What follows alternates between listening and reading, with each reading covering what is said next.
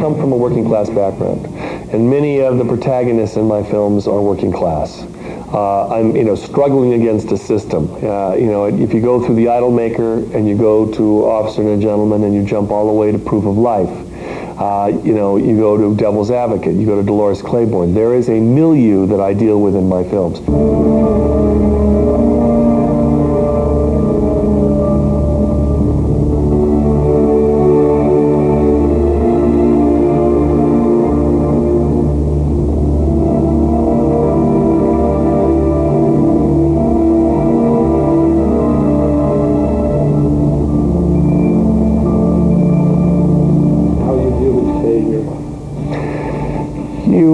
Like anybody else deals with failure, it's very, very hard. You go out, you've created this, quote, child of yours, and you care a great deal about it, and people, it's funny with films, because I think there's a certain resentment, and I understand it. You make a film in Hollywood, you're given a lot of money, and people are expecting it to be perfect. And you turn it out there, and literally, you can hear that film is shit. Pardon my terminology here. But that's pretty hard. You're saying, well, I made the film and I put it out there, and it may be better than some, worse than others, even in your own genre, but you put as much as you can into it. Instead of looking at it for its merits, everyone is ready to look at it to, cut it in a way. Because I think in Hollywood you spend a fair amount of money. There's a lot of hype and hoopla associated, and therefore it builds a certain resentment. And you say, hey, you got to be tough to be able to sustain that, because you've got to be able to get up and say, well, I still think that film works. I think there are things in it that are really valuable.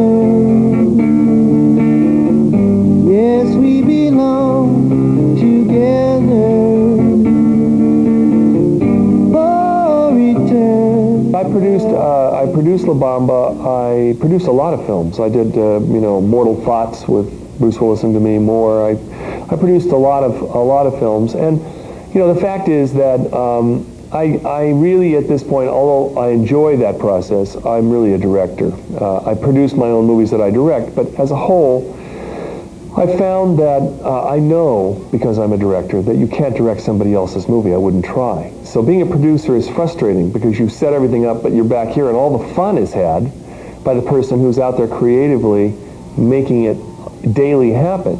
And ultimately, I came to the realization of saying, that's fine, I can do it, but I would much rather take the risks, because you do risk. You risk getting slapped in the face by critics and by the public not buying tickets to your movie, and you risk failure.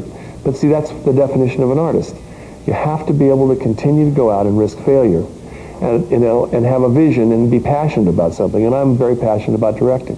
I see a rector and I want it into black.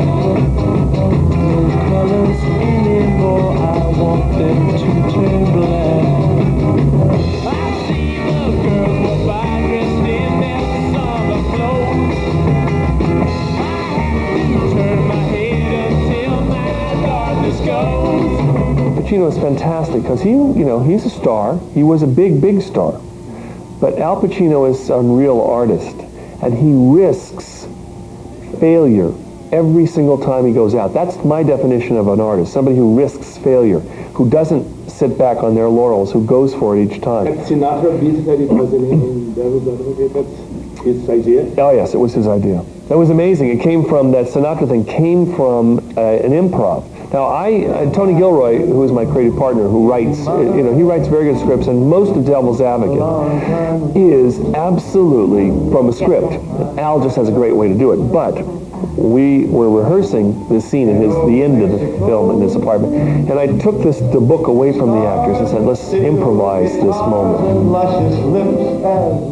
And I went, that is unbelievable. I'm going to do that, And he's brilliant, but he'll go for it. And some people say, oh, he's gone too far. I mean, the devil can't go too far. In this instance, for me, I loved what he did with that role. And at the beginning, it was hard to convince him because he was saying, I said, Al, the devil is a classical role. It's like playing Macbeth. It's like playing Hamlet. It's like playing Lear. You have a chance to play this incredibly conflicted character. And we had a very specific point of view with that character, somebody who doesn't really throw lightning bolts and do these things. In a way, he doesn't have to, as we were saying. He just sits back and watches man screw up.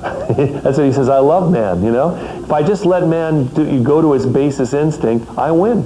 Say you, say me, say for always. That's the way it should be.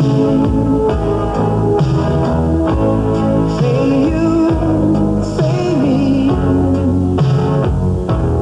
say it together.